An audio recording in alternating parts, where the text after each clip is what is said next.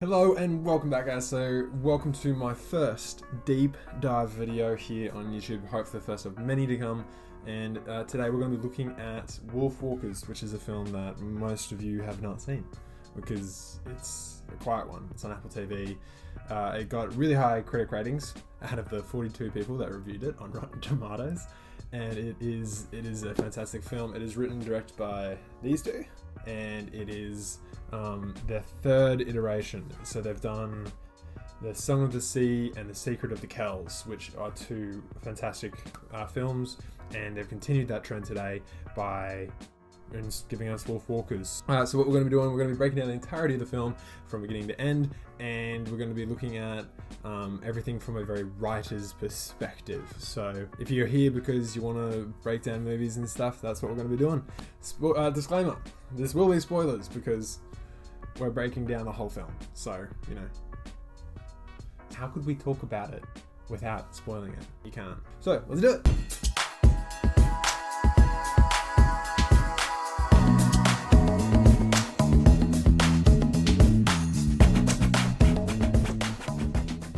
So it's a 3-act structure with a prologue, and in the prologue we're introduced to the world. We're introduced to the fact that it's set in the 1650s, and we are shown that there's almost like this war kind of situation with humans trying to knock down and cut down trees, and the wolfwalkers and the fellow wolves trying to protect the forest and attack the humans. However, we also do see a key piece of information here where the wolfwalkers actually heal one of the farmers that one of the wolves attacked and scared them to run away as well. And then a very quick snippet of soldiers hunting down and burning down the forest. So something that's really important in this prologue as well is how it causes us to see two different worlds. The special world, which is the forest, and the ordinary world, or the mundane world, which is human society. And it's done in a very clever way because we can now see that there's two opposing forces and two extreme ideals that are in conflict with one another throughout this film. And we're going to see a lot of that being a major effect for these characters and the choices that they make throughout the story.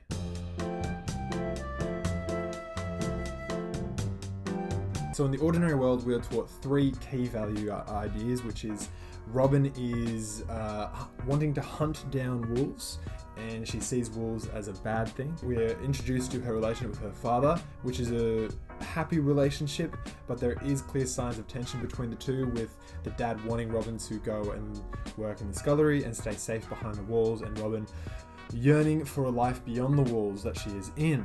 Therefore, we're faced with Robin's problem in the ordinary world, and that is her desire. She wants more. She wants to live more, she wants to go out there, and she wants to explore.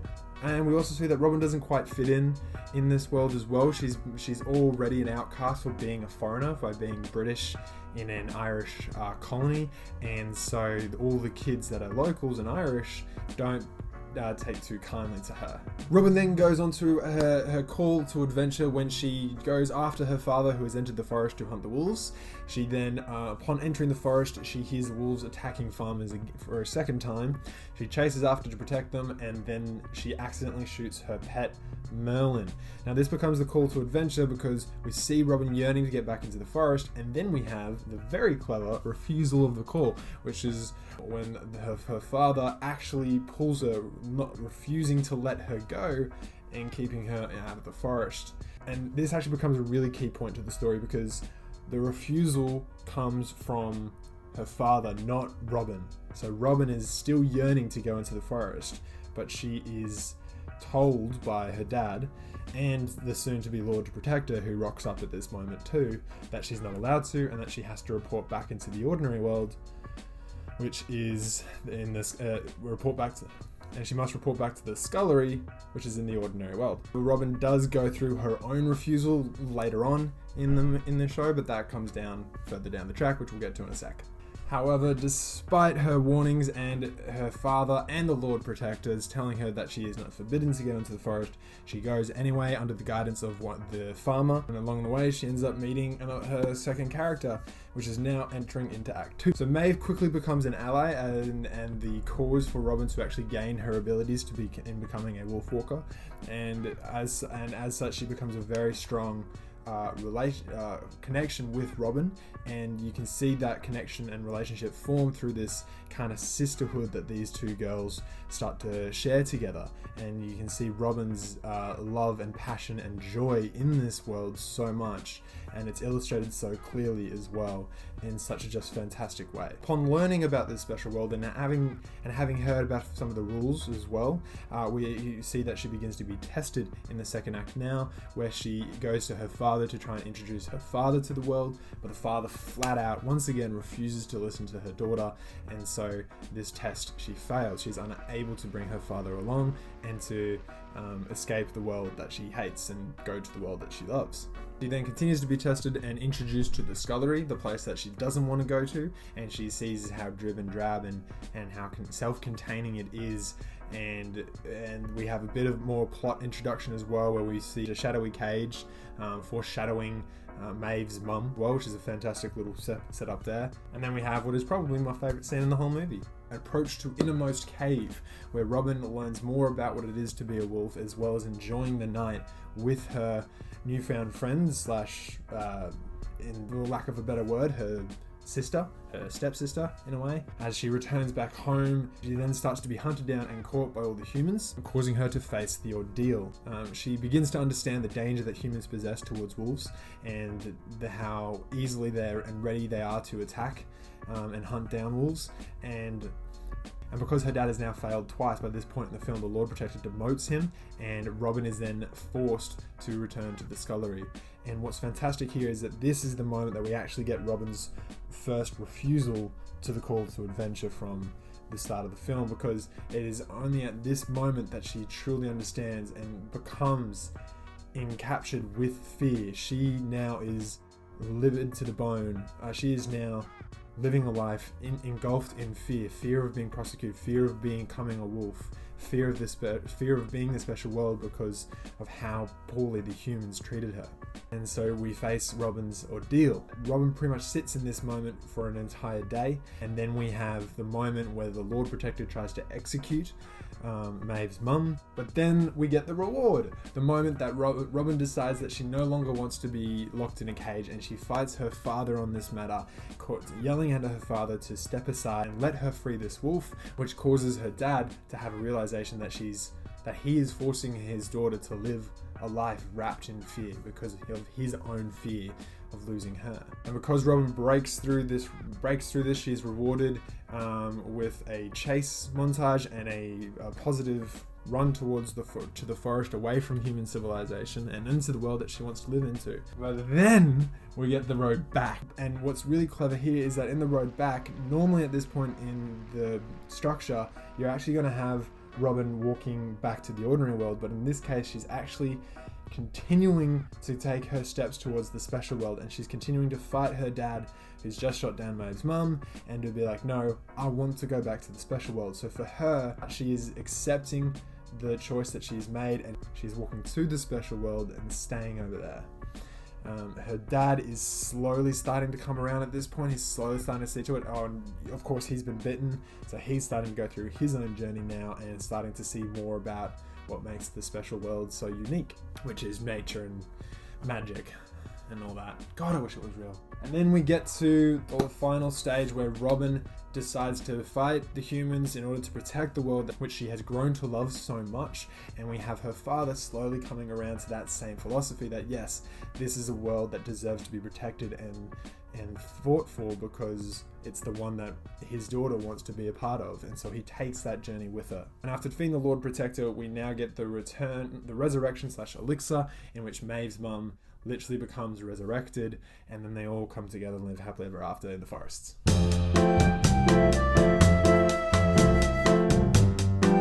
Alright, enough of the kids stuff. It is time for arcs, archetypes, and other cool character stuff. So we're going to be looking at 4 of the characters, which is pretty much all of them. So we've got Robin, we've got Bill, who is Robin's dad, and whose name isn't actually appeared in the movie, I don't think, which is why they gave him Bill. Because you got really cool character names, and then you got Bill. But anyway, you got Robin, you got Bill, you got the Lord Protector, and you got Maeve. Now, out of all these characters, there are only really 2 that go through in a huge arc. Everyone else pretty much stays where they are, as the story kind of focuses more on how the world is affecting the two main characters, and in particular Robin and her dad Bill.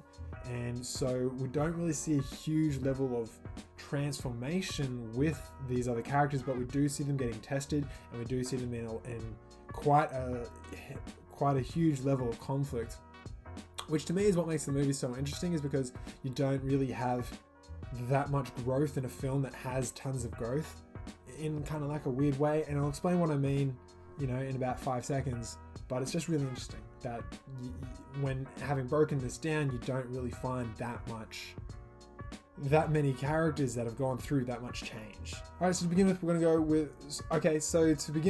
going to go with Robin. And so Robin, without going, into a huge amount of depth, because, we've just done the 12 step, we're pretty much focusing on her character. She is, in every sense of the word, a willing hero. She wants to go and seek more adventure. She wants to go into the forest. She wants to escape the world that she is being forced to be in. However, she's constantly being held back by her father, kind of both literally and metaphorically. And so we see Robin's kind of holding on to that, being held on to this world that she no longer wants to be a part of.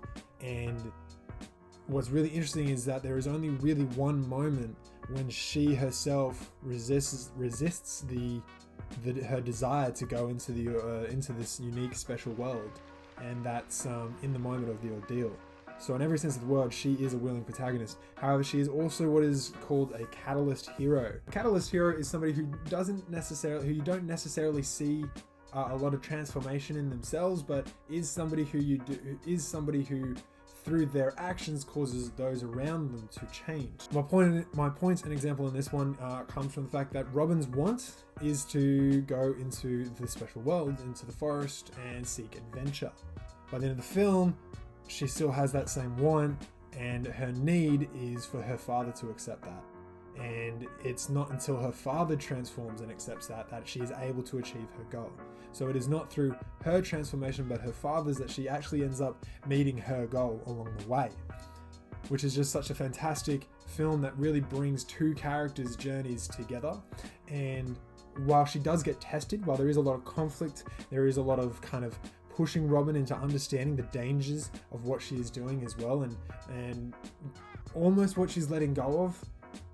That we do get to see that. And while she does make a moment in the ordeal where she decides that it's better to leave that world behind, she flips that and goes, no, I want to live in this special world. And so she holds true to her beliefs. She holds firm to her beliefs. It is also what is known as a flat arc, where they believe and they know the truth, and then they are tested, and then by the end of the film they decide that yes, it is indeed what they have and hold the truth in. And so they stay firm to this journey and the desire that they have. Another perfect example of this kind of hero is Superman. His character is very much a catalyst hero because he is invincible, he is undefeatable, and so his journey and his stories are always about the moral high ground. They're always about taking that moral righteous stand and being firm to believe in the right thing. Captain America is another example of this as well, and then Monkey D. Luffy is another perfect example of this. His character as well is very much a flat arc. Correct me if I'm wrong to the anime fans who watch this and get insulted. Apologies, I'm sorry.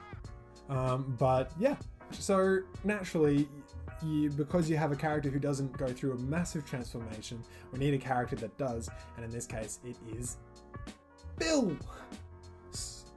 So Bill is a character that is rooted in fear, and it is his fear for his daughter that stops her from being able to take the journey that she wants. It happens in the refusal of the call in Act 1. It happens when she goes to try and tell him about the special world. It happens again when she tries to stop him from killing Maeve's mum, and it happens again when he does almost kill Maeve's mum.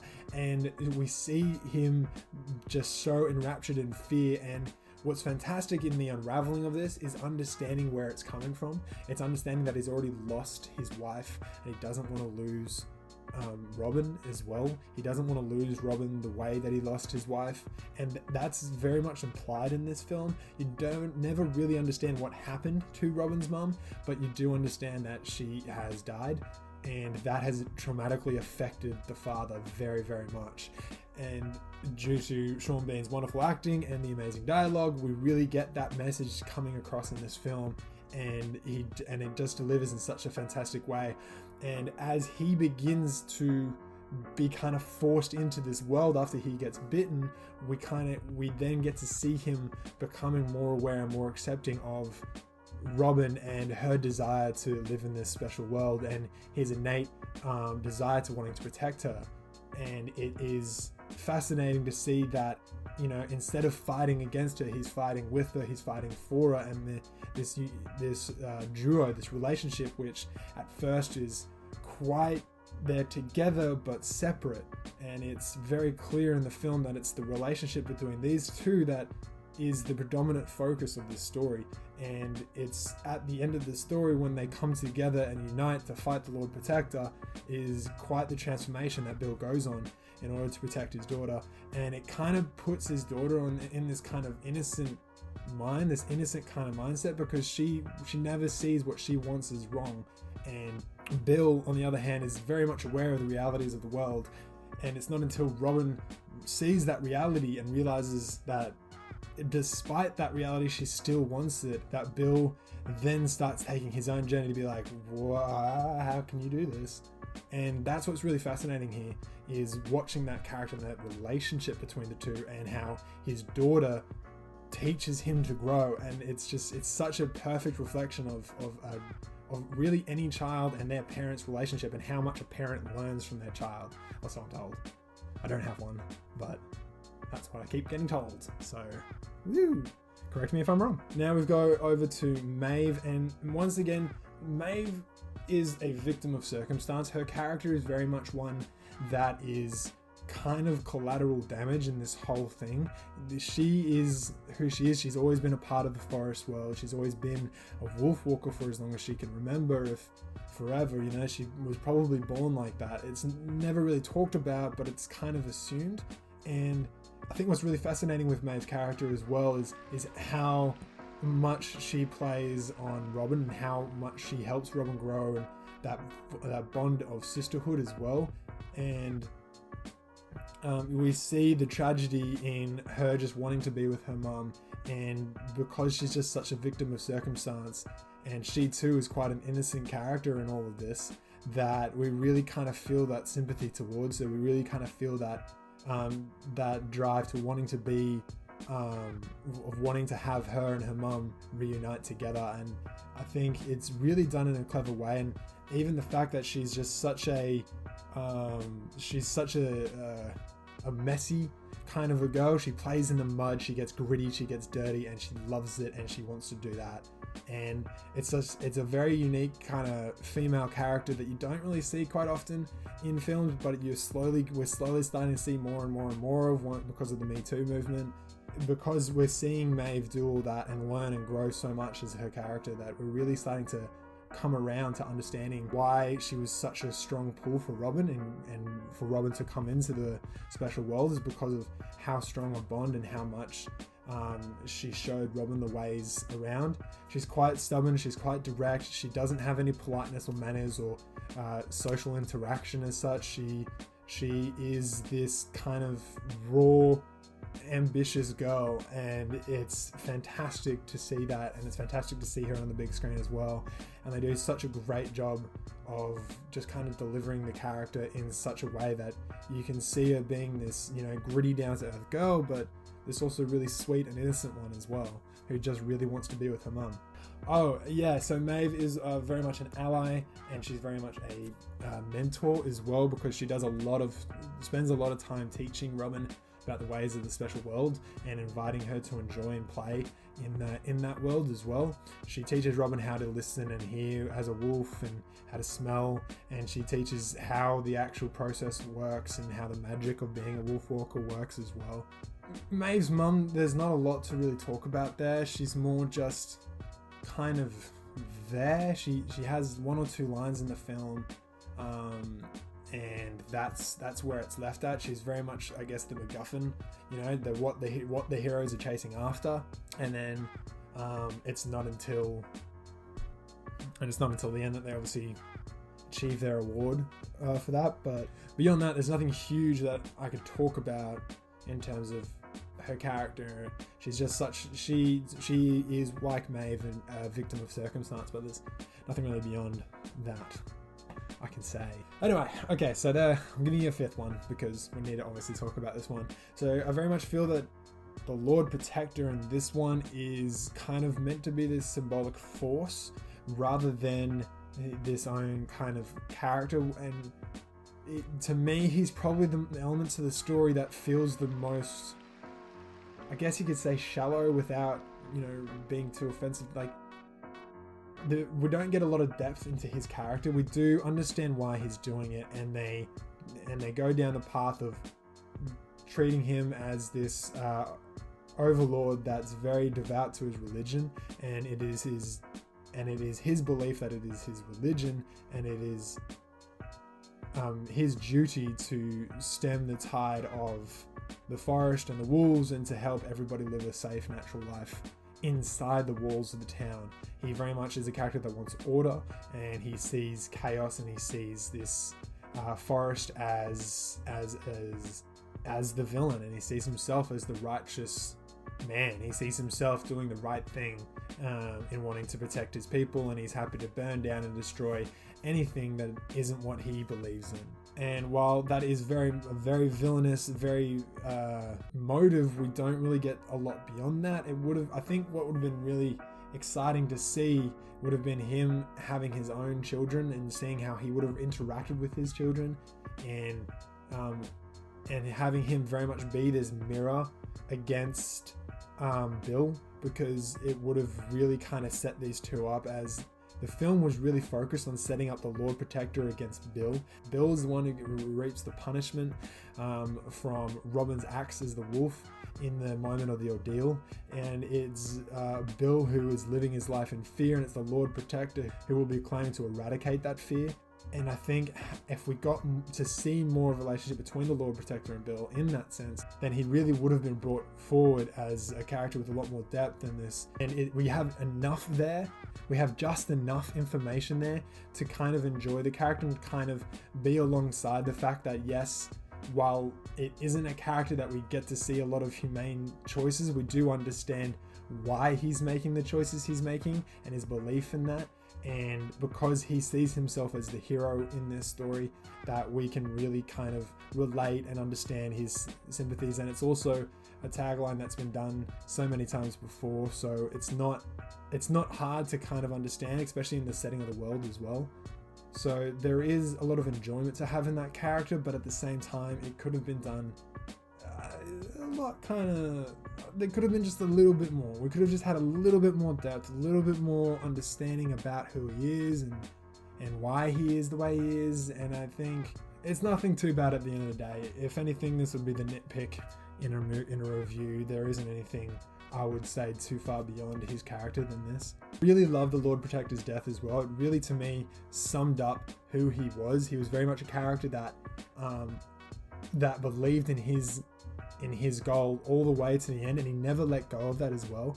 He never changed a single beat in his beliefs, and I think that is what's really fantastic in his character, is that he held true to those beliefs even into the end, and he let himself go. He let himself go into the rocks and essentially killed himself in order to hold true to his values and his beliefs. And you always got to respect that.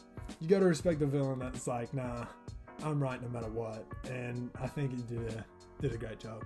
And there you have it, guys. 5 characters in this movie that have caused this character to come out. And I think what's fantastic in all of this is how the choices that the other characters and the adults are making, and how they echo down to the children, and how they echo down to affecting Robin and Maeve, and how Robin and Maeve respond to that as well, is really what makes this a fantastic story, because it's one that is more about the effects of the two opposing forces having on these characters, and the struggle that they had, that these outside and external choices that are being made are coming in to affect the characters and their journey along the way. And I think that is really what so much of the characters do, and their struggles with one another and the conflicts that come from it really stem from, which is a fantastic beat, and one that I truly recommend that we all learn a good lesson from.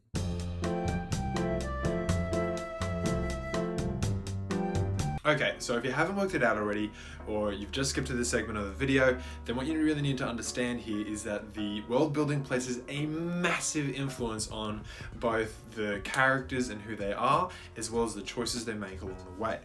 And the way the story is set up, you have two worlds. You have a special world and an ordinary world that are in conflict with one another. And it is this conflict between the two worlds that causes the characters to have ideals that clash, with Robin yearning to seek the special world, and you have the Lord Protector who yearns to destroy the special. And then you have Bill, who's stuck in the middle, believing he has to do what is right, which is to destroy the special world, and then transform and turn and realize that it's actually should be worth protecting, and it is in fact a world that he too can belong in and thrive in. All of this and that transformation is brought through from his daughter Robin, who we talked earlier about as a catalyst hero. Firstly, it is set in the 1650s, a time where Christianity was at an all-time high for everybody who loved it. It's when there was a huge belief in the superstition and the supernatural, and you having this great divide of the British who are coming in and colonizing the Irish, which also places an influence on Robin's background, being British in an Irish country. And you also have this father who is wrapped up in fear for his daughter, fear for her living a life dangerously and ending up in, and his fear for losing her. You have the Lord Protector, who is trying to eliminate that fear and eradicate that through due to his religious beliefs, in thinking that everything that is causing this fear comes from the special world. And so when you realize how influential this world can be and the world building can be in this story, when you have characters who are greatly conflicted between these two ideals and this way of life, and you have a villain who is so wrapped up in wanting to destroy everything, it just kind of all clicks together in such a fantastic way. And of course you have the folktale lore of the WolfWalkers, in this case the very real WolfWalkers, who are spiritual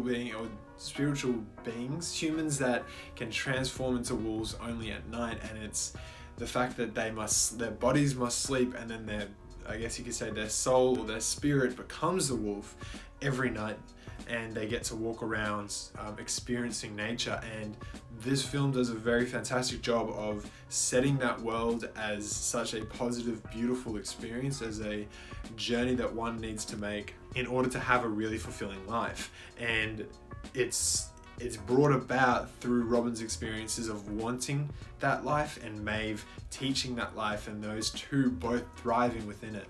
And it also does a really great job of making the ordinary world, the town, a very smelly, disgusting sort of place. It's pictured as a very grey sort of backdrop in a lot of ways. It's always kind of there in the background in this story, and we always see it colourless, and we always get to it, and it's always seen in a very grotesque manner, and the kids are very vile and brutal and savage.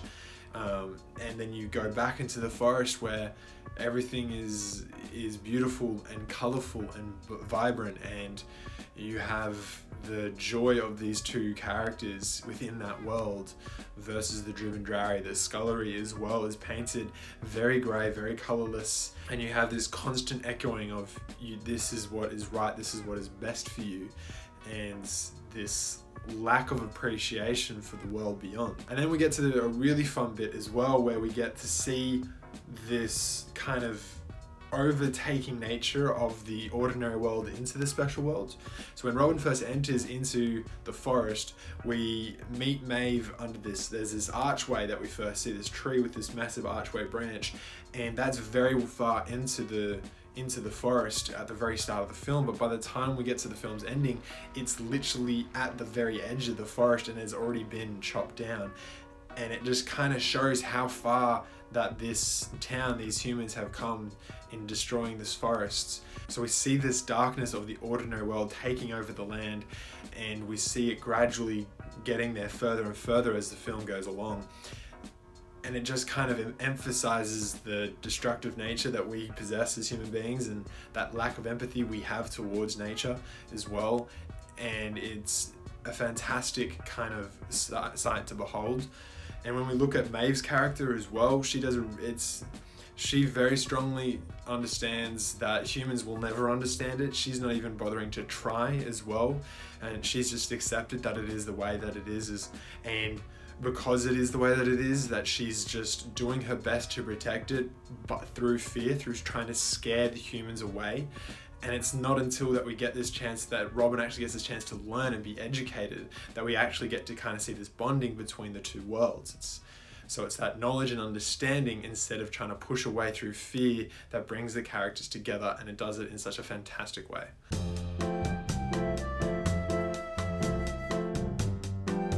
So there's a few themes here that really unpack. So you definitely have this side of the environment. It's a very big environmental theme, and that impact that we have as humanity in destroying the forests.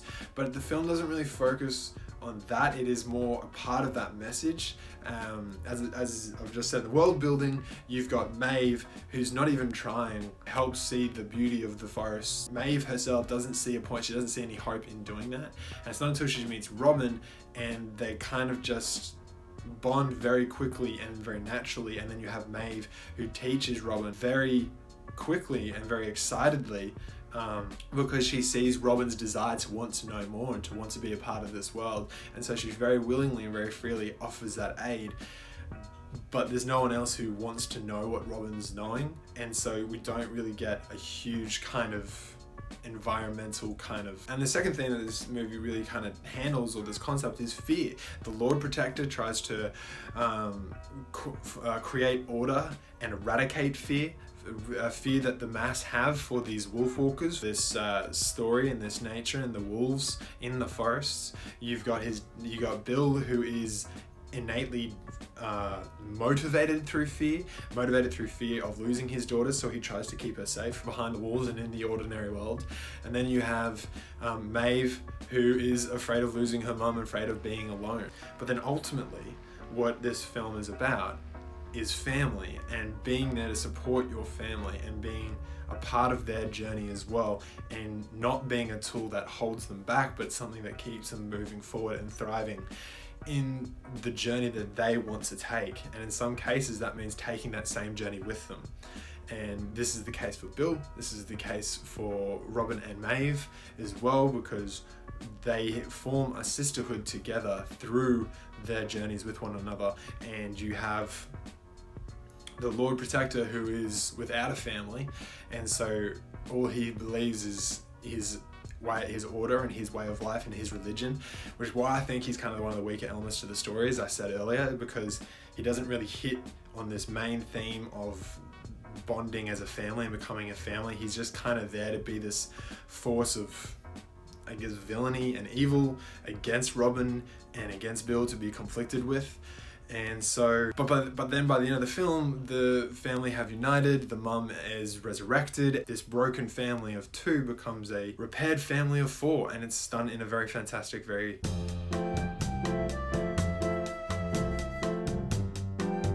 Sorry guys, forgive the complexion. Yeah, I got sunburnt over the weekend, so this is what you get.